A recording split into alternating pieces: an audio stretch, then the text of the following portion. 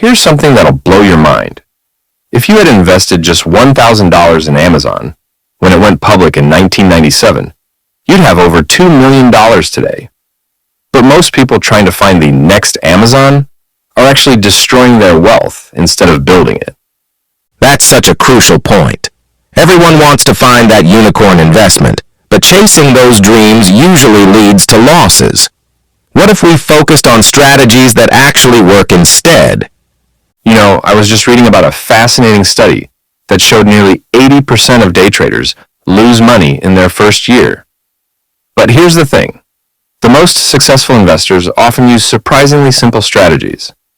Well, that reminds me of Warren Buffett's famous bet, where he wagered $1 million that a simple S&P 500 index fund would outperform hedge funds over 10 years. And guess what? He won that bet handily. The index fund returned 125.8%, while the hedge funds averaged only about 36%. Which brings us to our first major principle, investing in what you actually understand. Can you break down exactly what that means in practice? Let me share a real example.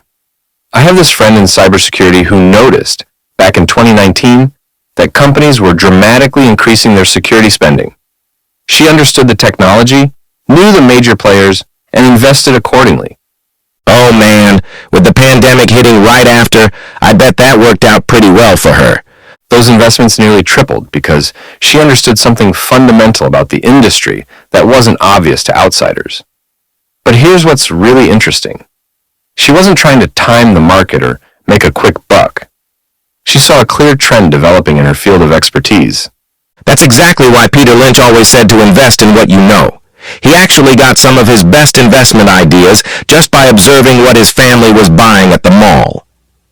Speaking of powerful principles, let's talk about the mathematics of starting early. The numbers here are absolutely mind-blowing.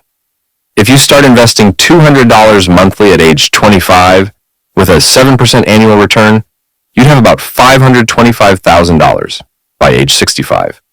But if you wait until 35 to start that same investment pattern, you'd end up with only about $240,000. That's giving up more than half your potential wealth just by waiting 10 years. And here's the kicker.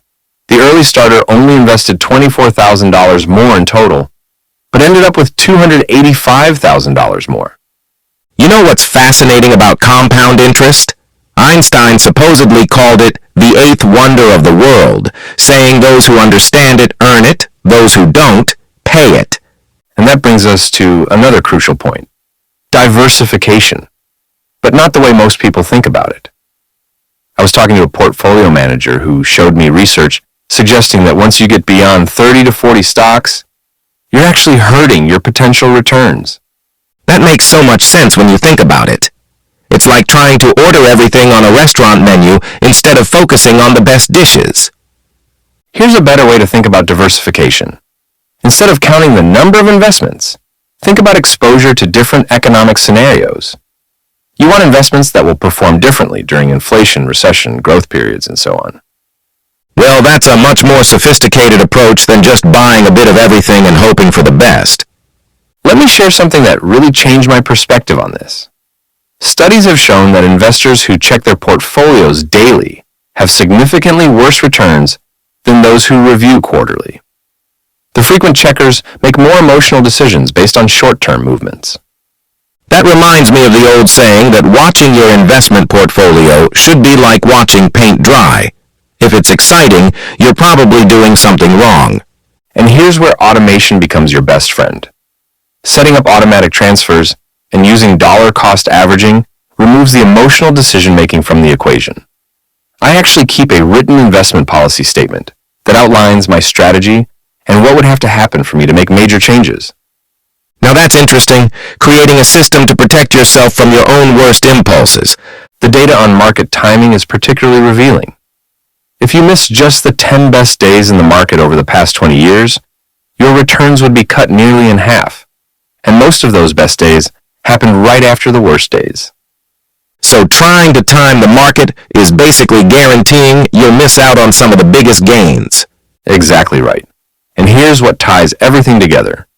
Successful investing isn't about finding the next Amazon or timing the perfect entry point. It's about creating a solid strategy based on proven principles and sticking to it through market ups and downs. That really brings us full circle to where we started, the simple proven strategies that actually work versus the get-rich-quick schemes everyone's chasing. And maybe that's the most valuable lesson of all. In investing, boring